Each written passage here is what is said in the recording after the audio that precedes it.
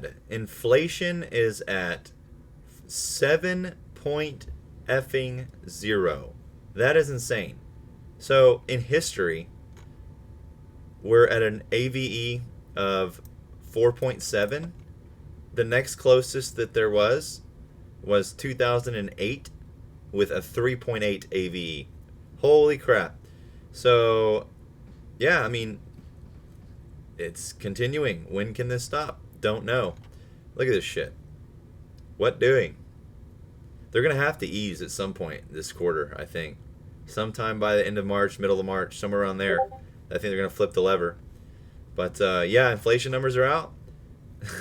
7.0. That is insane. What a time to be alive. Never even been close to this before. Remember, the closest before last month, 6.8, was 5.6 in 2008. So, what's going to happen? Don't know. But hey, that's the inflation numbers for you. Ridiculous, right? It's transitory, though, right, Powell? Doubtful. Y'all have a good one.